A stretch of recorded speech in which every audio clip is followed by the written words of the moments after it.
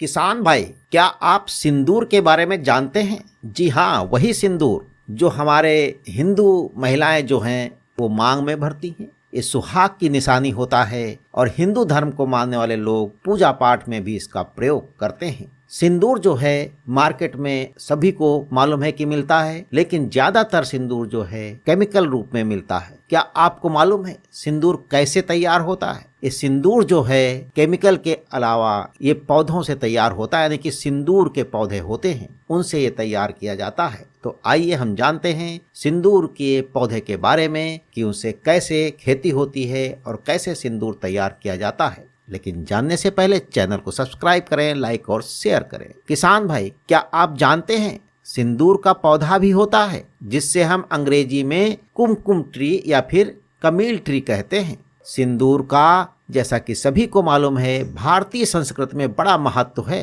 खासकर जो महिलाएं सुहागिन हैं, सिंदूर उनके लिए बहुत जरूरी होता है। वैसे हर दुकान में सिंदूर उपलब्ध होता है, इस बात से हम सब वाकिफ हैं कि सिंदूर जो है चूना, हल्दी, मरकरी को मिलाने के बाद बनता है। लेकिन क्या आप जानते हैं इसका एक पौधा भी होता है। अन्य वनस्पति की तरह सिंदूर का भी पेड़ होता है। ये एक ऐसा पौधा है जिसमें से जो फल निकलते हैं उसमें पाउडर और लिक्विड फॉर्म में सिंदूर जैसा लाल डाई बनता है। कई लोग इसे लिक्विड लिपस्टिक ट्री भी कहते हैं, क्योंकि इसमें से जो रंग निकलता है उसे नेचुरल ही आपके ओंठों को भी रंग मिल जाता है। तो किसान भाई, सिंदूर का पौधा जो है साउथ अमेरिका और कुछ एशियाई देशों में उगाया जाता है। वहीं भारत में यह पौधा महाराष्ट्र और हिमाचल प्रदेश के कुछ गिने चुने इलाकों में ही उगाया जाता है। सिंदूर का पौधा आसानी से नहीं देखने को मिलता है। इसके एक पौधे में से एक बार 1 या 1.5 किलो तक सिंदूर फल निकल सकता है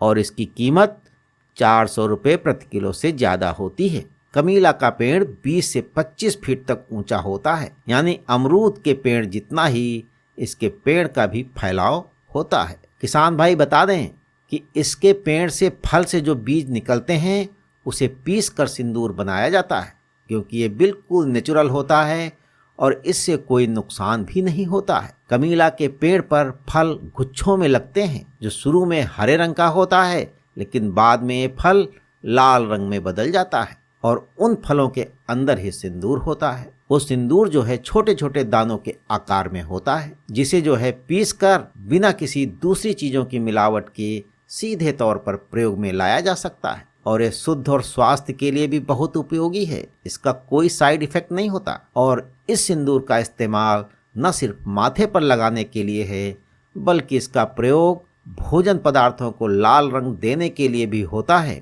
यानी कि इसे खाया भी जाता है। और कमीला के पेड़ से निकलने वाले सिंदूर का प्रयोग उच्च श्रेणी की लिपस्टिक बनाने में किया जाता है और इससे दवाइयाँ भी बनती हैं और इसे lipstick, hair dye, nail polish जैसे कई चीज़ों में इस्तेमाल किया जाता है। कमर्शियल यूज में रेड इंक बनाना, पेंट के लिए इस्तेमाल करना और साबुन के लिए भी इसका इस्तेमाल किया जाता है। रेड डाई का इस्तेमाल जहाँ जहाँ हो सकता है वहाँ इस पौधे का यूज किया जाता है। किसान भाई, सिंदूर के पौधे के लगाने के 2 तरीके हो सकते हैं। इसे बीज की मदद से लगाया जा सकता है और दूसरा इसके पौधे की कलम की मदद से लगाया जा सकता है। और सिंदूर का पौधा घर में आसानी से नहीं उग सकता, क्योंकि इसके लिए एक अलग तरह की जलवायु चाहिए और इसके साथ ही कुछ ऐसा है कि अगर आप इसके पौधे को ज्यादा पानी या खाद दे दी तो ये पौधा मर जाता है और अगर कम दिया तो इसमें फल नहीं आएंगे। तो यानी कि इस पौधे को लगाना एक बहुत ही मुश्किल काम है। तो किसान भाई, है ना ये जानकारी आपके लिए बहुत ही बेहतर? और अगले एपिसोड में हम मिलेंगे एक नई जानकारी के साथ। तब तक के लिए जय किसान दोस्तों।